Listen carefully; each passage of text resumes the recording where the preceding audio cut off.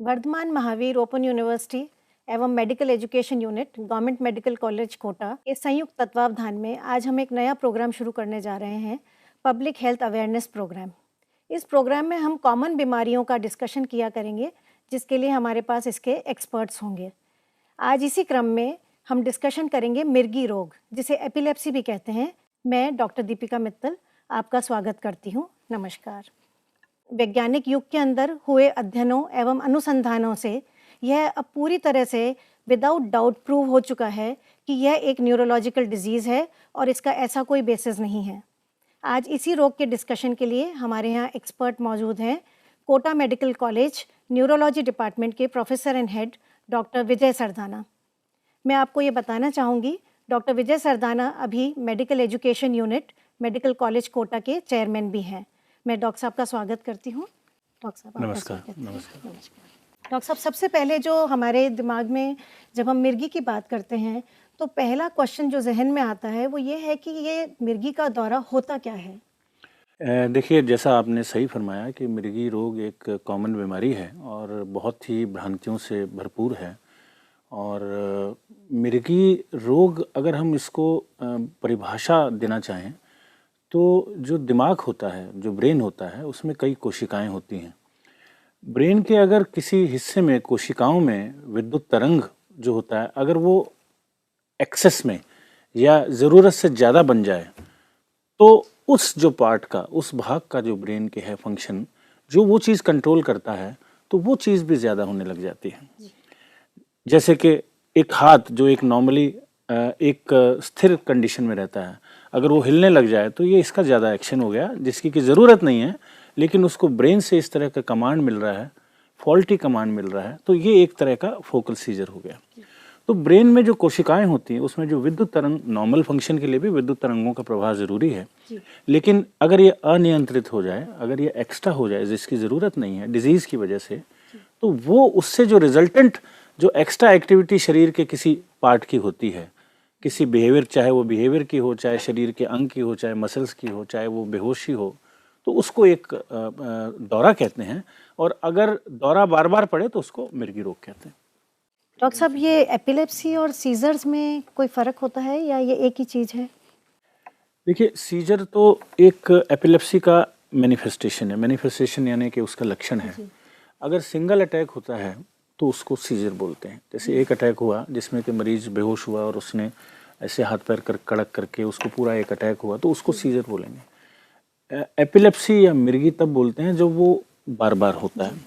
कई बार single attack किसी वजह से होता है, जैसे किसी रोगी का शरीर में सोडियम की मात्रा कम हो गई तो उसको अटैक हो गया, या कोई और इस तरह की अल्कोहल जो लेते हैं वो उन्होंने एकदम से अल्कोहल बंद हो गया तो अल्कोहलिक विड्रॉल फिट कई बार हो जाता है, तो उस सिंगल अटैक को एपिलेप्सी नहीं कहते।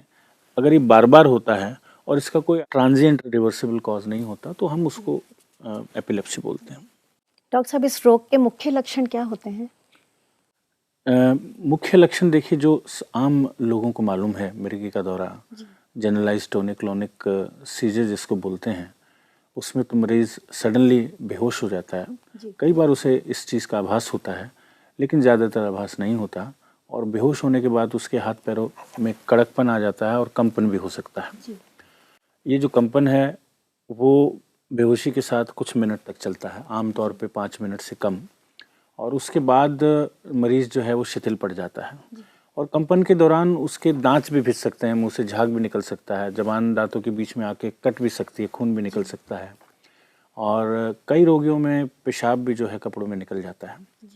और उसके बाद की जो शिथिलता है, जिसको पोस्ट इक्टल स्टेट बोलते हैं, वो अलग अलग रोगियों में अलग अलग देर तक चलती है।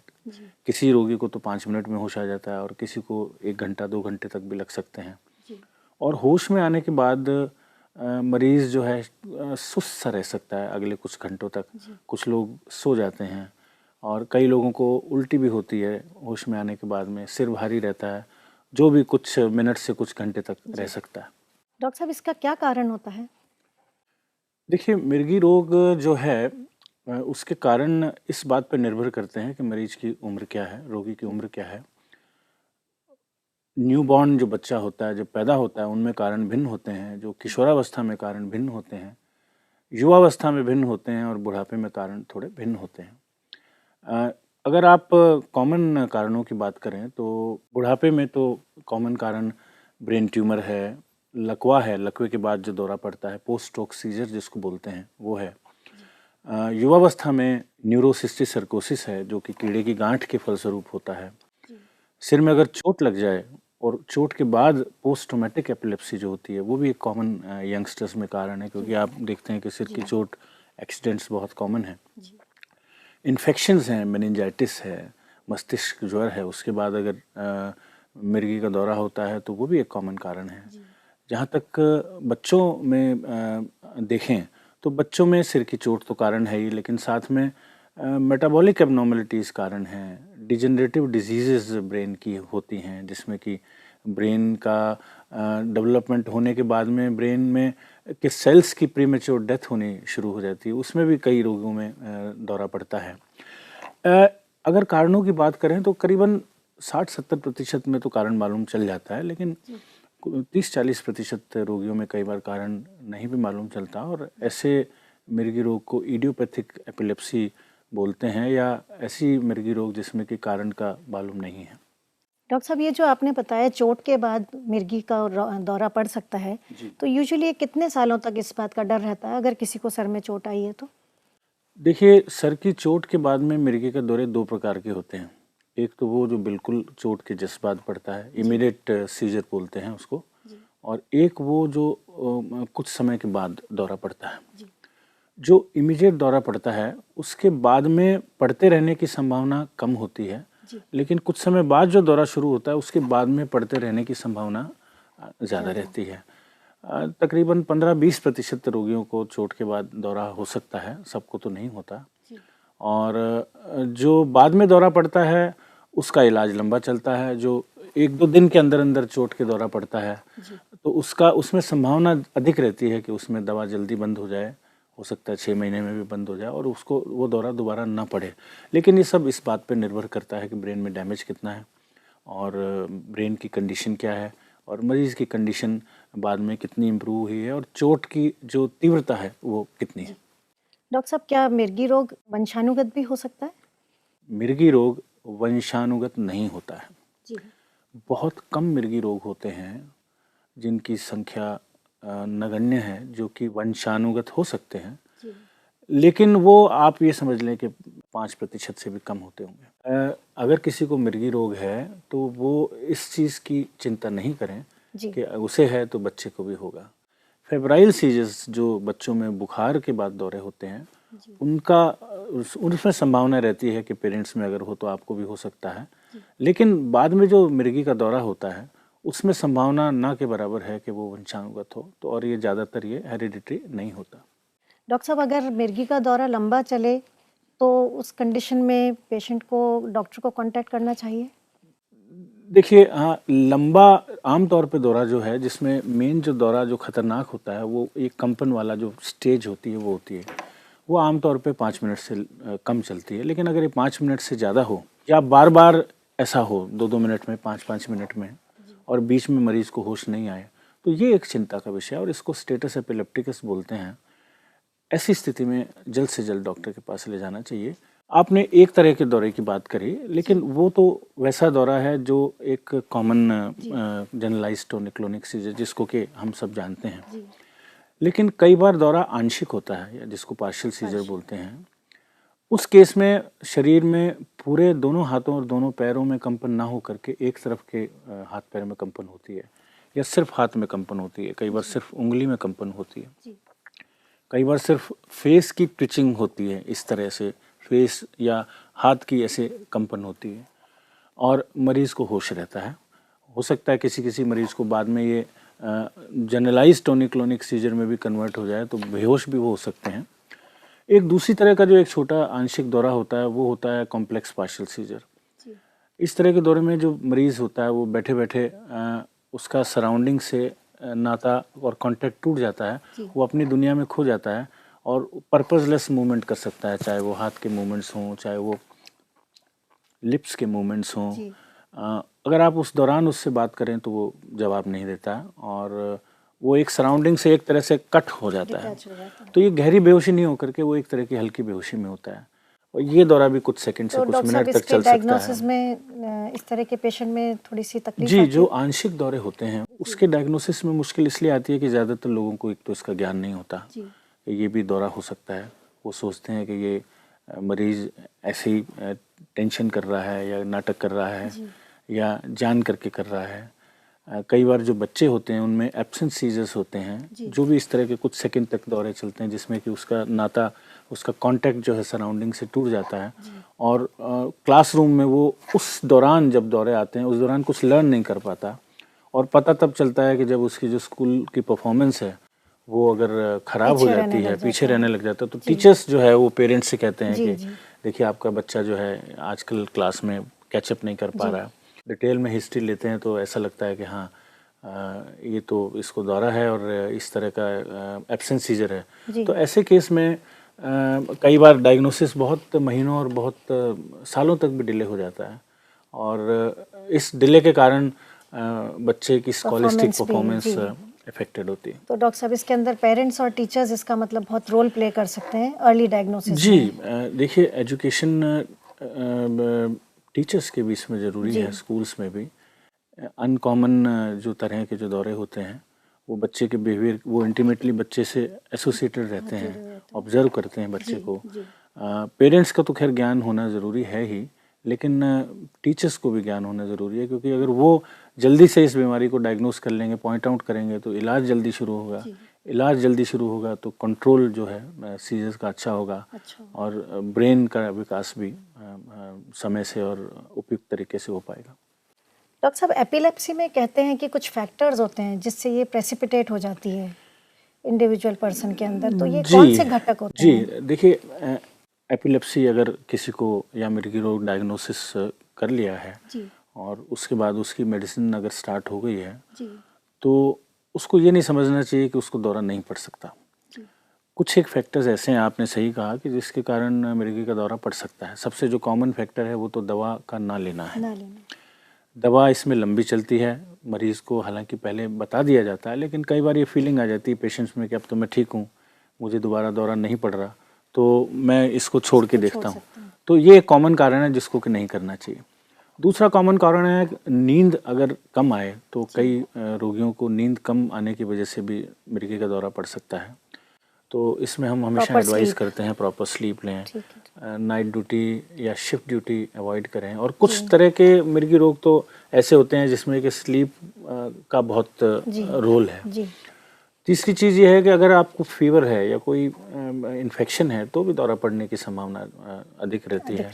आप बहुत ज़्यादा मेंटल स्ट्रेस में हैं, बहुत ज़्यादा आपको टेंशन है किसी चीज़ का, तो भी वर्क ओवरलोड है जैसे, तो भी आपको दौरा पड़ने की संभावना ज़्यादा रहती है। दूसरा जो महिलाओं में है उनमें मेंस्ट्रुअल साइकिल या ऋतुस्राव के दौरान, उससे जस्ट पहले या उसके बाद में या उसके दौरान दौरा पड़ने की संभावना अधिक रहती है। ये एक बहुत इंपॉर्टेंट चीज़ बताई डॉक्टर साहब आपने। डॉक्टर साहब इसका डायग्नोसिस कैसे होता है इस डिजीज़ का? देखिए डायग्नोसिस सबसे जो मोस्ट इम्पॉर्टेंट चीज़ है, जो सबसे अधिक ज़रूरी है, वो मरीज़ का डिस्क्रिप्शन है या उसका जो विवरण है दौरे का, उसी से डायग्नोसिस होता है। कई बार ऐसा होता है कि कोई भी आप टेस्ट करा लें दौरे में वो नॉर्मल आता है। जैसे मैंने आपको पहले बताया कि 40% रोगों में, मिर्गी रोगियों में कोई कारण नहीं मिलता है, तो उनमें टेस्ट भी नॉर्मल होते हैं। तो सबसे जो इम्पोर्टेंट है वो विवरण है। तो इसलिए हम बड़े ध्यान से रोगी को जिसने देखा होता है उससे विवरण लेते हैं कि दौरा जो है वो किस तरह का था। उसके अलावा निदान के लिए कुछ इन्वेस्टिगेशंस हैं, कुछ टेस्ट हैं, जैसे सीटी स्कैन है, वो इसका कारण जानने के लिए होते हैं। ट्रीटमेंट का शुरू करना ना करना वो कई बार जांच पे निर्भर नहीं करता है और सीटी स्कैन में ये मालूम चल जाता है कारण क्या है। सब रोगियों में सीटी स्कैन की ज़रूरत नहीं पड़ती। हाँ, ज़्यादातर रोगियों में हम सीटी स्कैन कराते हैं। कुछ कॉम्प्लिकेटेड केसेस में एमआरआई की जो जांच है उसकी भी ज़रूरत पड़ती है। उससे गांठ है, ब्रेन ट्यूमर है, स्ट्रोक या लकवा है या इन्फेक्शन है, तो इन चीज़ों के बारे में जानकारी मिलती है। और ईईजी एक इन्वेस्टिगेशन है, इलेक्ट्रोएन्सेफेलोग्राम, वो भी हम इन रोगियों में कराते हैं जी। आप देख सकते हैं कि किस तरह से ईईजी किया जाता है, तार सिर पे बांध करके उसकी ट्रेसिंग्स, जैसे हार्ट की ईसीजी होती है वैसे ब्रेन की जो रिकॉर्डिंग है उसको ईईजी बोलते हैं। इससे मिर्गी रोग के प्रकार का मालूम चलता है और इसमें तीव्रता का भी मालूम चल सकता है जी। सभी रोगों में ईईजी में फाइंडिंग्स नहीं होती हैं, कई बार ये नॉर्मल भी होता है, तो इसीलिए जैसे मैंने आपको बताया था कि विवरण जो है वो बहुत ज़रूरी है। तो निदान करने में विवरण एवं जिस भी रोगी में जो इन्वेस्टिगेशन की ज़रूरत हो, ज़्यादातर मरीजों में ईईजी करवाते हैं और सीटी स्कैन करवाते हैं। डॉक्टर साहब, कभी किसी पेशेंट को अगर मिर्गी का दौरा पड़े और उसके साथ में घर वाला नहीं मौजूद है या और कोई केयर करने वाला है, तो उसको उस समय क्या केयर करनी चाहिए पेशेंट की सहायता करने के लिए? तो ऐसे केस में देखिए, रोगी को जो जिस तरह का व्यवहार उसके साथ करना चाहिए, उसमें सबसे इम्पॉर्टेंट है कि एक तो उसको नुकीली चीज़ अगर कोई आसपास पड़ी हो तो उसको चोट से बचाना। सेफ जगह आप लेटाएं जहाँ पे कि कुछ इस तरह की चीज़ ना पड़ी हो कि उसको अगर वो एक्टिविटी कर भी रहा है तो उसको चोट पहुँचे। अगर उसने गर्दन में या इस तरह के टाइट कपड़े पहन रखे हों, शर्ट टाइट पहन रखी हो, तो उसको लूज़ कर दें। हाँ, और उसको करवट के बल लेटा दें और उसकी एक्टिविटी को रोकने की कोशिश ना करें, वो तो अपने समय से ही रुकेगी। और उसके मुंह में, जैसा मैंने बताया, कुछ हाथ उंगली डालने की कोशिश ना करें, चम्मच डालने की कोशिश ना करें और उसको किसी चीज़ के किनारे पे ना लेटाएं जिससे कि उसको गिरने का खतरा ना हो। डॉक्टर साहब, वर्तमान में हमारे पास इसके लिए क्या क्या ट्रीटमेंट उपलब्ध है? देखिए, एक बार अगर ये निदान हो गया, ये फैसला हो गया कि पेशेंट को एपिलेप्सी है, इस रोगी को ट्रीटमेंट की ज़रूरत है, तो एंटी एपिलेप्टिक ड्रग्स या मिर्गी रोग रोधक जो दवाएं हैं वो हमारे पास मौजूद हैं। कोई वक्त था कुछ साल पहले, 50 साल पहले, जब कुछ ही गिनती की दवाएं हुआ करती थी, लेकिन आज बहुत दवाइयां हैं, 20 से अधिक दवाइयां हैं और पिछले 2-3 दशकों में तो बहुत सारी नई दवाएं आई हैं, अच्छी से अच्छी कारगर दवाएं जो कि मिर्गी रोग में कारगारी होती हैं। आजकल जो दवाएं आई हैं उनके साइड इफ़ेक्ट्स भी कम हैं और उनकी वो असरदार भी हैं। तो ये इस चीज़ पे निर्भर करता है कि मरीज़ की उम्र क्या है, रोगी की उम्र क्या है और उसको उसका जो रोग है एपिलेप्सी वो किस टाइप की है, उसके हिसाब से दवा का निर्धारण किया जाता है कि उसको कौन सी दवा दें जो कि मिर्गी का अटैक भी ना होने दे और साइड इफ़ेक्ट्स भी कम हो, असरदार भी रहे और लंबे समय तक दिए जाने पे रोगी उसको टॉलरेट भी कर ले। डॉक्टर साहब, अगर पेशेंट प्रेग्नेंट है, महिला है और वो प्रेग्नेंट है और उसको एपिलेप्सी की बीमारी है, तो उसको प्रेगनेंसी के दौरान क्या ट्रीटमेंट लेना है, कैसे लेना है, इस बारे में थोड़ा विस्तार में बताएं। दीपिका जी, एक जो इम्पोर्टेंट एस्पेक्ट है इस बीमारी का वो ये है कि प्रेगनेंसी में कई लेडीज़ हैं जिनको कि मिर्गी की जो दवा चलती है और उनके मन में हज़ारों प्रश्न होते हैं कि क्या प्रेगनेंसी मेरी नॉर्मल हो पाएगी कि नहीं, मेरी डिलीवरी नॉर्मल हो पाएगी कि नहीं, क्या मैं प्रेग्नेंट हो भी पाऊंगी कि नहीं और बच्चे पे कोई असर पड़ेगा कि नहीं। तो इस बारे में मैं सबको बताना चाहूँगा कि 90% से ज़्यादा प्रेगनेंसीज नॉर्मल होती हैं। ऐसे रोगियों की जिनको कि मिर्गी रोग की दवा चल रही होती है उन्हें बिल्कुल घबराने की ज़रूरत नहीं है। हाँ, ऐसा ज़रूर करें कि प्रेगनेंसी जब प्लान करें तो अपने डॉक्टर को बताएं, जिससे कि वो जो मोस्ट सूटेबल मेडिसिन हैं, जो दवाएं जिनका कि साइड इफ़ेक्ट बच्चे पे सबसे कम हो, वो उसको चेंज कर सके अगर संभव हो तो, और उनको प्रिकॉशन बताए, उनको ये भी बताए प्रेग्नेंट लेडीज़ को कब कब उन्हें सोनोग्राफी करानी है। आमतौर पे 5% से कम संभावना रहती है कि दवा का बच्चे पे साइड इफ़ेक्ट हो, 95% संभावना नहीं रहती कि बच्चे पे साइड इफ़ेक्ट हो। सर, सामान्यतः कितने समय तक ये इलाज लेना होता है पेशेंट को? देखिए, आमतौर पे मिर्गी रोगी को 2 से 3 वर्ष तक इलाज लेना होता है। 2 से 3 वर्ष जब दौरा free interval means epileptic attack free interval, उसके बाद हम उसको कम करते हैं और कम भी एकदम से नहीं करते हैं। ये भी गलती करते हैं कई पेशेंट्स के, एकदम से उसको बंद कर देते हैं और दौरा पड़ जाता है। तो उसको बहुत धीरे धीरे कम करते हैं, जिससे कि 1 महीने में 100 मिलीग्राम या 200 मिलीग्राम दवा के हिसाब से, अलग अलग दवा के हिसाब से वो कम करते हैं और तकरीबन 6 महीने में जा कर के वो जब भी कम करना शुरू करें उससे 6 महीने में जा कर के उसको हम बंद करते हैं, इससे कि दौरा पड़ने की संभावना कम से कम रहती है। डॉक्टर साहब, इसका इलाज इतना लंबा चलता है तो इनकी दवाइयों के साइड इफ़ेक्ट्स भी रहते होंगे। कॉमन साइड इफ़ेक्ट्स इन एंटी एपिलेप्टिक ड्रग्स के क्या होते हैं? देखिए, कोई भी जो दवा है बिना साइड इफ़ेक्ट के नहीं होती, लेकिन जो साइड इफ़ेक्ट होते हैं वो सभी रोगियों में नहीं होते। ज़्यादातर रोगियों में जो टॉलरेबिलिटी होती है एंटी एपिलेप्टिक मेडिसिन्स की वो अच्छी होती है, और अगर एक दवा टॉलरेट नहीं करते हैं रोगी तो हम उसको चेंज कर देते हैं, दूसरी दवा चेंज कर देते हैं, और औसतन साइड इफ़ेक्ट का जो परसेंटेज है वो 10% करीबन रहता है, और उसमें भी कुछ साइड इफ़ेक्ट ऐसे होते हैं जो एक्सेप्टेबल होते हैं। डॉक्टर साहब, जैसे आपने बताया कि इसमें दवाई मिस नहीं करनी होती है पेशेंट को, नहीं तो दौरा पड़ने की रिस्क रहती है। जी। अगर बाय चांस कभी पेशेंट ने दवाई मिस कर दी तो ऐसी कंडीशन में उसे क्या करना चाहिए? देखिए, ऐसा है, पहले तो कोशिश यही करनी चाहिए कि दवा मिस ना हो, जी। लेकिन अगर कभी एक डोज मिस हो जाए तो उसमें चिंता की बात नहीं है, उसको डबल लेने की भी दोबारा ज़रूरत नहीं है, क्योंकि रक्त में एक लेवल मेंटेन हो जाता है कुछ समय के बाद में उस मेडिसिन का, तो वो एक डोज मिस करने से वो लेवल नीचे नहीं आता है। लेकिन हाँ, अगर 2-3 दिन तक या फ्रीक्वेंटली उसको मिस करेंगे तो वो लेवल नीचे आ सकता है। डॉक्टर साहब, हमारे समाज के अंदर लोग ऐसा मानते हैं कि ये छूत की बीमारी है और पेशेंट के साथ में थोड़ा उनका बिहेवियर अलग तरह का होता है। देखिए, कि बहुत ही एक बड़ा सामाजिक विकार है कि मिर्गी रोग को छुआछूत की बीमारी समझते हैं। कई जो पेरेंट्स आते हैं वो ये पूछते हैं कि क्या इस बच्चे के हम बर्तन अलग रखें, क्या इसके हम कपड़े अलग रखें, क्या इसको हम अलग कमरे में सुलाएं। तो मेरा सबको ये सूचना देना ज़रूरी है कि ये एक छुआछूत की बीमारी बिल्कुल नहीं है। ऐसे बच्चों को बिल्कुल नॉर्मल समझना चाहिए, उन्हें बिल्कुल उसी बच्चों की तरह ट्रीट करना चाहिए जिस तरह के वो अपने दूसरे बच्चों को ट्रीट करते हैं। कोई अलग से बर्तन की ज़रूरत नहीं है, कोई अलग से कमरे की ज़रूरत नहीं है, और ये बिल्कुल भी छुआछूत की बीमारी नहीं है। डॉक्टर साहब, ये एक ऐसी बीमारी है जिसके साथ में कई सामाजिक पहलू जुड़े हुए हैं। इस बारे में आप क्या सलाह देना चाहेंगे? जैसे पेशेंट का रोज़गार है, उसका मैरिज पार्ट है, बच्चों की एजुकेशन है, प्रेगनेंसी, ब्रेस्ट फीडिंग, इस बारे में आपका? जी, आपने देखो सामाजिक पहलू की बात करी, तो सामाजिक पहलू में सबसे पहले हम भ्रांतियों से शुरू करें। जी। तो इस रोग के साथ बहुत बड़ी भ्रांतियाँ, बहुत सी भ्रांतियाँ जुड़ी हुई हैं, जिसमें सबसे पहली भ्रांति तो कि देवी देवता का प्रकोप है। ये देवी देवता का प्रकोप नहीं है, ये भी आम रोगों की तरह एक रोग है जिसका कि इलाज संभव है।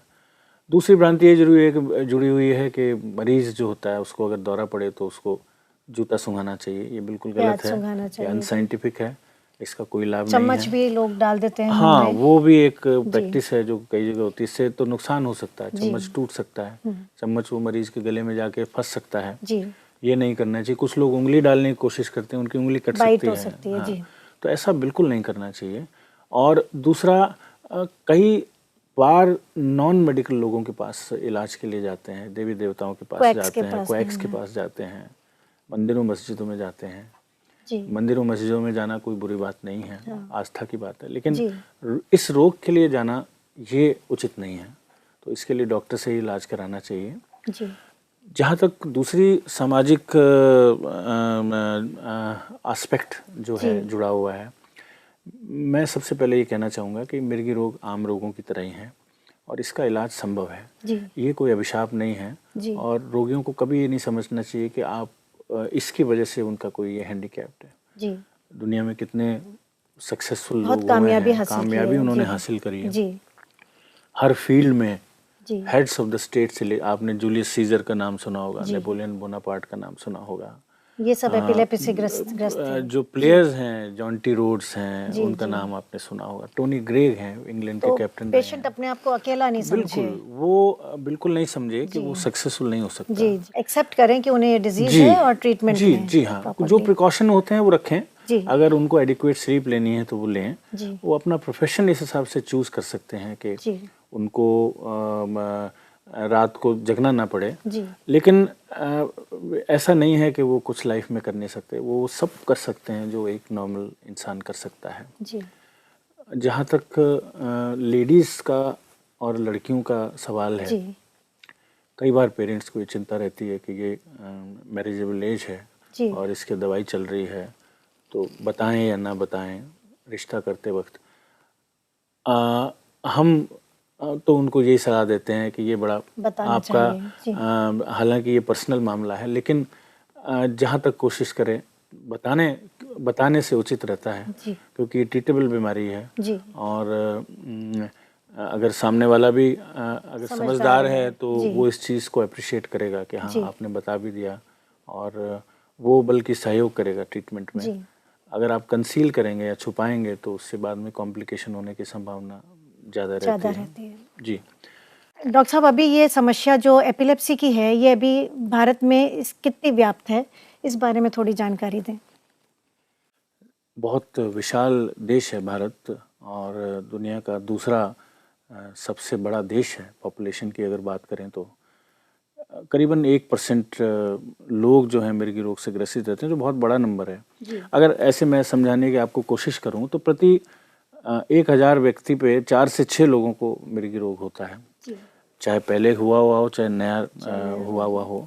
तो ये इस लहजे से देखें, इस हिसाब से देखें तो ये बहुत ही कॉमन बीमारी है। तो डॉक्टर साहब, इस तरह के पेशेंट्स को क्या अपने पास कोई आइडेंटिटी रखनी चाहिए, जिससे कि साथ वालों को, क्योंकि पब्लिक प्लेस में तो किसी को पता होता नहीं है कि ये बीमारी होने वाली है। जी, देखिए ये अच्छा आपका सवाल है। हम हमेशा इनकरेज करते हैं आइडेंटिटी रखने के लिए, और इस तरह के कई कार्ड्स भी कई लोग कैरी करते हैं जिसमें उनका नाम लिखा होता है, उनका जो रोग है वो लिखा होता है, और ये भी लिखा होता है कि भाई अगर उनको कहीं दौरा पड़ जाए तो क्या करना है, किससे कांटेक्ट करना है, उनके डॉक्टर का नाम भी लिखा होता है, और जो उनको मेडिसिन चल रही होती है उसका नाम भी लिखा होता है। तो ये एक अच्छी चीज़ है अगर आइडेंटिटी अपने रखते हैं, स्पेशली वो जिनके कि दौरे कंट्रोल नहीं है। देखिए सारे दौरे तो कंट्रोल, 60 से 70% रोगियों के तो दौरे एक दवा से कंट्रोल हो जाते हैं, लेकिन कुछ 10 से 15% रोगी ऐसे होते हैं जिनके कि दौरे कंट्रोल नहीं होते। तो स्पेशली उनको ये ज़रूरी है कि वो कार्ड रखें। आपने अपने व्यस्तम शेड्यूल में से हमारे लिए इतना टाइम निकाला और हमें ये जानकारी दी, इसके लिए हम आपका धन्यवाद देते हैं। धन्यवाद। दर्शकों से मैं ये कहना चाहती हूँ कि इस जानकारी को अपने तक सीमित ना रखें, इसको अपने आसपास वालों, अपने रिलेटिव्स और जानकार लोगों के साथ शेयर करें, और कभी भी पब्लिक प्लेस में जब उनकी ज़रूरत पड़े तो किसी को हेल्प करने में सोचें नहीं। इसके बाद में भी अगर आपकी कोई जिज्ञासा है तो आप अपने नज़दीकी डॉक्टर से परामर्श ले सकते हैं, या फिर हमारी ऑफिशियल वेबसाइट पर हमें कॉन्टैक्ट कर सकते हैं। Thank you.